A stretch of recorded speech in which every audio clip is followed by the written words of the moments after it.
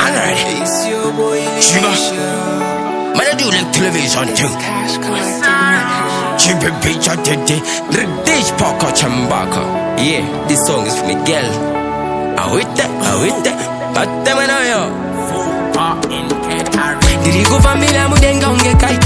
Cloud 9, send them a wine. When the bones are wide, did you go tease it? When the bones are wide, did you go tease it?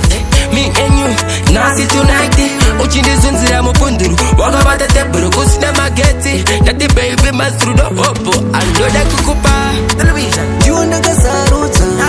Men who put up my photo. We high level, not the lolo.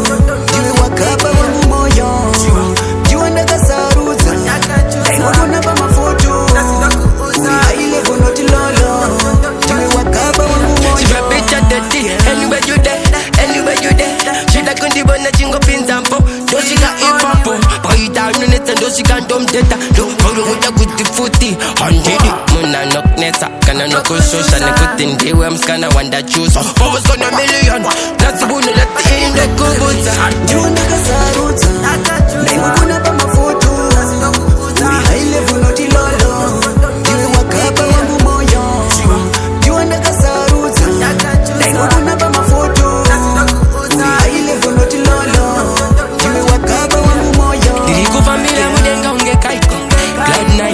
Send them a wine. When the bones are wide, did you go tease it? When the bones are wide, did you go tease it? Me and you, now see tonight. Watching the sun, I'm a pundu. Walk about the table, go see them, I get it. That the baby must through the hopo. I know that kukupa. You wanna get Saruta?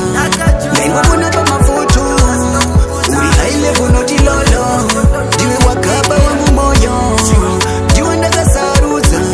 Men who put up my photo.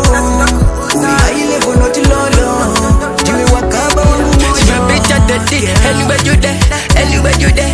She like on the bone that you go pin and pop. Though she got hip hop, boy you down on it and though she can't dumb data. Though hold on with a good footy, 100 it. Muna knock neta, can I knock on social? And a good thing they were gonna want that juice. Always gonna million. That's the one that let the aim that go butter. You wanna get Saruta?